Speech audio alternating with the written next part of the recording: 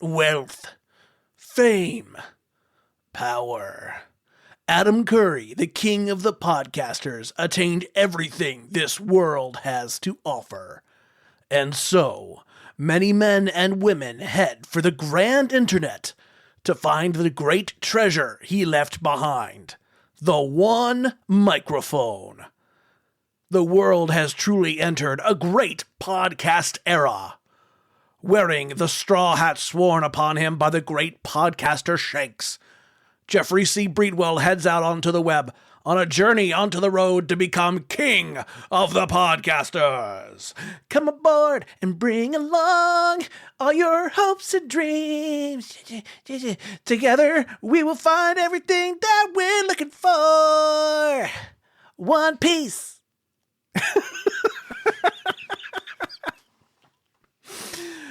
Oh, hi everybody. My name is Jeffrey Breedwell and welcome to the Jeffrey Breedwell audiocast. I promise you I'm not doing a new theme song. Maybe I should. Maybe I should do a theme song and just kind of have the music and stuff back in there, but then that would ruin like the whole vibe, right? It's just me and my voice for you. And I don't know, if you liked it, put it in the comments, I guess. Share it and be like, oh, listen to this fun bit that he does in the first 5 seconds. So anyway, we got a really great one today for you. And by we, I mean like the royal we. So like you and me are together. We have a fun thing for this. It's going to be a really fun time. Because today we are going to be showing and telling with One Piece. Well, what does that mean, Jeff? What does that mean, showing and telling? Well, here's what it means. Okay, are you ready? Oh, sure, Jeff. I'm ready. Wait a minute. Mickey, you have nothing to do with One Piece. Well, that doesn't mean I can't like it. I mean, sure. Like, it's a great story. It's been going on for, well, at least since I've been around. No. You're older than One Piece. Oh. Are you sure? There's like a lot of chapters with it. There is a lot of chapters, and we'll kind of get into that in this episode. But Mick, you know what showing and telling is, right? Oh, yeah. That's the point when you're in front of the classroom with your teacher and you're bringing in something that you brought from home and you're showing them and telling all of your classmates what it means to you. No, that's not what I mean showing and telling. I mean like showing and telling with like storytelling and what that means. Oh, no. No, that just means like you're showing people the stuff they go through instead of just telling the audience about it. That is correct. That is right. So showing and telling is more like just showing the audience, the reader, what the person is going through, what your character is going through, and how that matters to the person rather than just telling them about it. And we'll get into that and we'll kind of go through it and see it. But this is going to be showing and telling with One Piece. We'll go ahead and get started. Have you seen one of the latest series on Netflix? There are 2 versions of it on the same platform, and it's one of the most popular stories worldwide. Tell me you at least heard of the show One Piece. If not, then grab your favorite drink, a devil fruit, and sail with me towards the solution. The one piece of craftsmanship that plagues beginning writers. It's the age-old advice. Show, not tell. And you and I are going to use One Piece to show how to do it right and what not to do. But first, the cliche backstory. When I was a teen in the backwoods of Tennessee, I used to skateboard through my neighborhood. From street to street, I pushed my ceramic wheels across the asphalt up and down the hills. I'd roar down one hill to be chased by a small dog who faded into the background as I raced up another hill. One afternoon, I decided to skate far away from my home to the tallest hill in our subdivision. The hill felt 7 miles high. I could see clouds forming midway across the divided street. The gigantic hill was straight down like the best roller coasters. But I wasn't scared. I wasn't going to be someone who would chicken out of not going down a large hill. If a car could do it, surely a skateboard could do it. right? I kicked my board in front of me, catching the tail with my right foot, like I was standing on top of a giant halfpipe. I was Danny Way with an Element deck and DC shoes. No pads. All danger. No brains. All bravado. I put my left foot on my front bolts and shifted my weight forward, stomping down on them. Slowly, my body weight rolled forward, carried by the ceramic wheels. Wind rushed through my hair. Yes, I had hair then. My baggy shirt flapped in the wind behind me. I was Superman. I was that blonde dude on Brink in 1998, bombing the hill. Nothing could stop me. There's the turn, I thought. I need to slow down. I shifted my weight forward and placed my right foot beside me, balancing between the two, using it as a brake. Its vulcanized sole ground the pavement beneath it, creating the friction and slowing my progress. I leaned a bit too far back and I fell backwards. I woke up moments later, confused. The ground was tilted, and I was no longer moving. I woke up again, moments later, with a pillow under my head and a blanket on my body. Am I taking a nap on the street? I thought to myself before I lost consciousness again. I wake up again to the ambulance doors shutting. Cool, I thought. I'm in an ambulance. I lost consciousness again. I woke up for the final time in the hospital room. It had the classic 90s feel with a patterned flower wallpaper and a CRT television hanging from the ceiling. I'm in a hospital bed. I groan. What happened? I mutter. Hey, sunshine, my mom soothed. You fell on your skateboard. You have a fractured skull in 2 places. I took a moment to process. Cool, I said. Where's my board? Now, I could have made that story a lot shorter, couldn't I?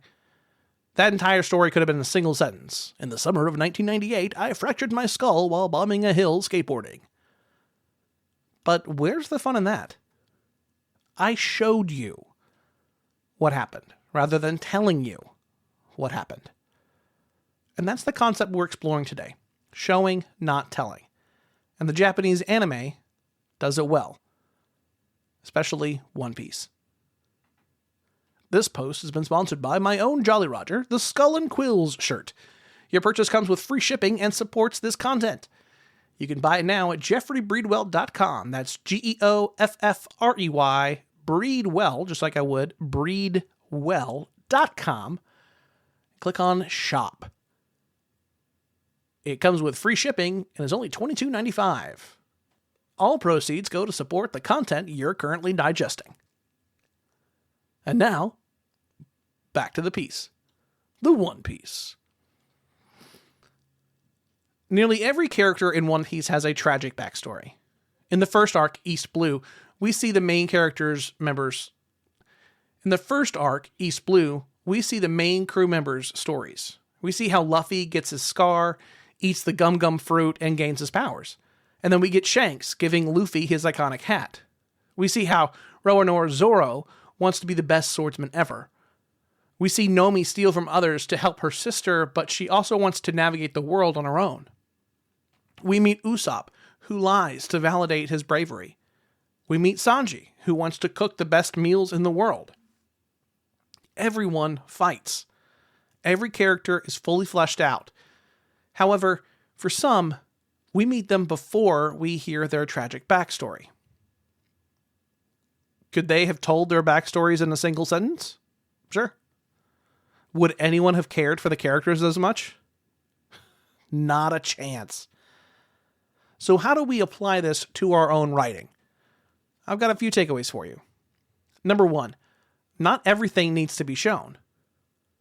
And there's a lot that we can take away from the world-famous Straw Hat Pirates created by the 51-year-old Ichiro Oda, who traditionally hides his face behind a hand-drawn fish. We would certainly want to, as his story is the best-selling manga and the best-selling comic series ever printed. Oda is one of the best-selling fiction authors of all time. He changed history. He changed the way live-action anime is produced. He is the legendary, modern-day author of a story so epic that its comparative titles are often the Iliad and the Odyssey. Oda works so hard that he allegedly only sleeps 3 hours a day during a work week. He's a perfectionist who keeps tight control over his prized property. And for good reason. Luffy's journey to becoming king of the pirates is, at the time of this audiocast, nearing over 1,200 chapters with 114 volumes, with some suggestions saying that the story could finally end in 2032. Does your story need to go on for 35 years? The only person stopping you from doing this is you. But not every story needs to go on for 3.5 decades. That's the most common barrier for new people, mainly those here in America, to getting into One Piece. It's too long, they'll say. Are there like a bajillion chapters? They ask. Is there a way I could just, skip some stuff? They press. They're not wrong. If the story of my fractured skull were in One Piece, I still would have fallen and broken my crown. The doctor would probably have weird hair. My skateboard would probably have been some sort of wakeboard, and it might have ended with me eating a devil fruit. Then it would have continued to show how I became the person I am now. Knowing my backstory and how much I've gone through, it'd probably last 100 chapters or so. The live-action version of the story does an amazing job at telling some portions and showing others.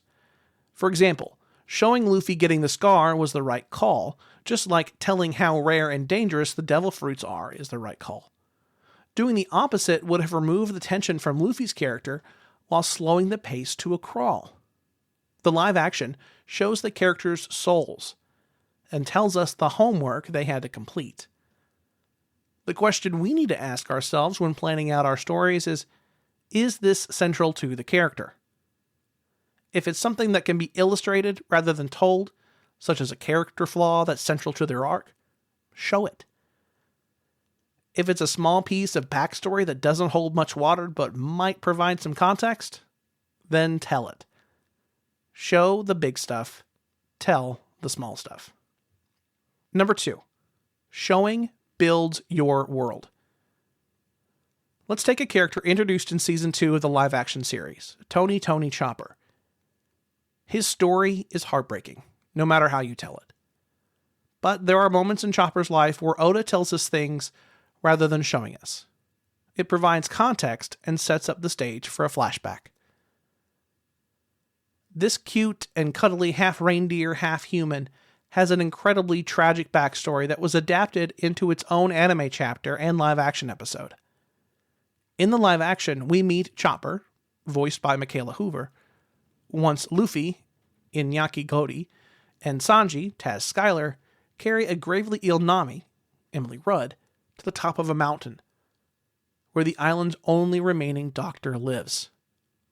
Chopper brings them inside, where our favorite characters are nursed back to health, by Dr. Korea, by Katie Segal, who tells our heroes of Chopper's backstory, including his meeting with Dr. Hiriluk, Mark Herelick.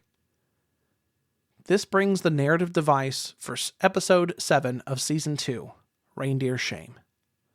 Without this flashback episode, not only would we not have cared for Chopper as much as we do by the end, but we wouldn't have seen the world building that happens.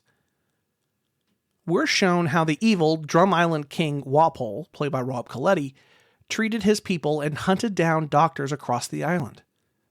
This was told to us in previous episode by the captain of the Drum Island Guard, Dalton, played by Ty Cano. But that didn't make us care.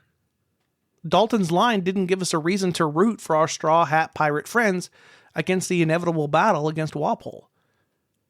By showing us this heartbreaking story, we care. We root, and most importantly for Netflix, we buy the Tony Chopper stuffed animals to cuddle. Number 3, show once, tell the rest. The One Piece anime is notorious for this. They'll show the backstory over and over again for a character, whether through a retelling or through a flashback. This is done on purpose in the anime, since both the manga and the anime are produced concurrently. This is a common practice in Japanese media. The manga is written and produced, and the anime follows. When the anime eventually catches up to the manga, you get filler episodes that pad out the story enough for the manga to catch back up. This is often the reason why you'll see the same flashback over and over in the One Piece anime. Some backstories are shown more than 100 times. This is not to say that the flashbacks are bad and shouldn't be used. Quite the opposite. Oda uses flashbacks to remind viewers and readers of important scenes, providing new context for these moments. There are times when new flashbacks occur, adding context to the current scenes the characters find themselves in. However, this can get repetitive, and as I said on tip 1, unnecessarily lengthen the story, especially if your flashback lasts for 100 plus chapters over and over again. For us, I recommend only showing the reader the backstory once. Then, as the story progresses, tell it as it moves forward. We give reasons to care and to understand why the characters care about the plot. But if we constantly return to the same flashback, the plot will never move forward.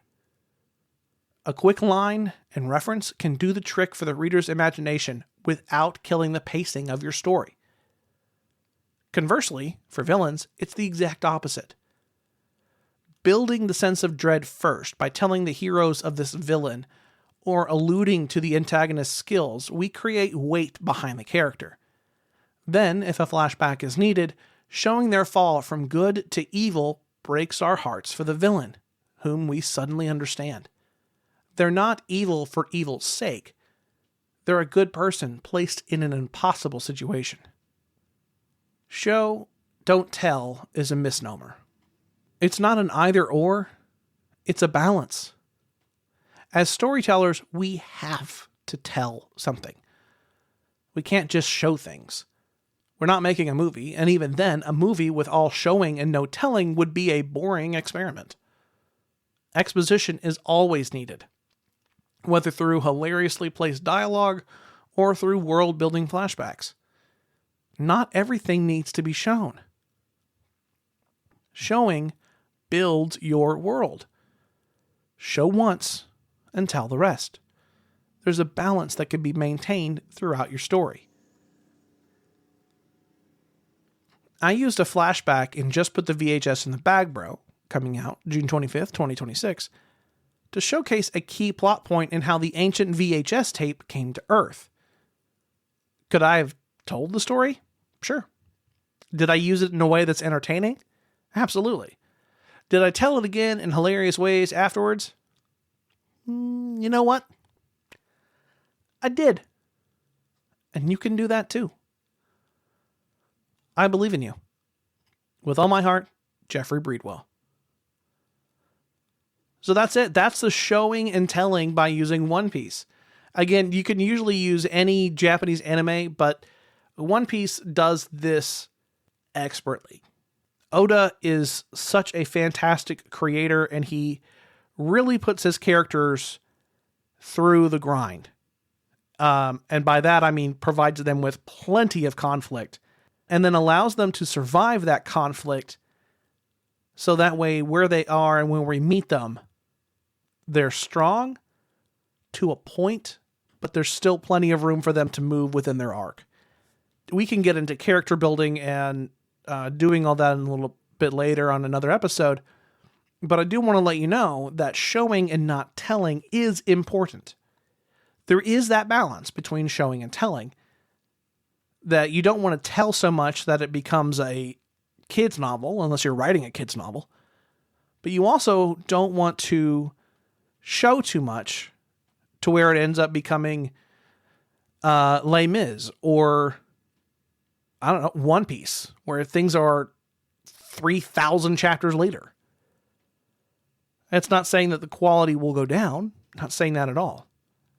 It's just about being able to be marketable, being able to have a story that comes to a point where you're not going to lose your readers because the pace is not going to slow down to a crawl. And that's what I want for you. I want success for you. So that's why I'm sharing these tips with you. I was shown these tips. I was learned. I learned these tips, and it's not for me to gatekeep any knowledge. Not at all. This is not my life. I'm just a character in your story, and I'm aiming to give you as much knowledge as I can. So whatever I can do to support you, that's what I'm doing. And I'm not doing that just so I can hope that you support me too. But if you feel like it, you can go and buy a shirt. That's the best way to support me. I get an email every single time, and making sure, and by the way, I get excited. You can even ask my family. I go, somebody bought a shirt! Like, I get so excited that happens, and they all are like, oh my gosh, that's so great, yay! And I don't clear a lot of money with the shirts. I mean, they're $22.95. There is free shipping, and I don't clear a lot of cash with those, but it's that moment of like, hey, you've got this. And by buying this Skull and Quills shirt, that's almost like a writer's version of a Jolly Roger. It's that anything is possible, that you can do whatever you want, especially when you write it out. Because you can write any story you want. People can't take that away. And that's what that shirt expresses. If you feel like you want to buy a shirt, again, jeffreybreedwell.com. Click on store. You can also click on the link tree as well. That's just going to be linktr.ee/gbreedwell. That's the way that goes. But going to the website is going to be the easiest thing for you to be able to get those shirts and support. So next week, we have another episode. We do. It's another great episode. It's coming next week, again, 5 a.m. If you want to make sure that you get these episodes in your inbox, go up and sign for the Substack. You can do that on the website, and making sure that you get in there and have a good time. With that all being said, I'll catch you next time.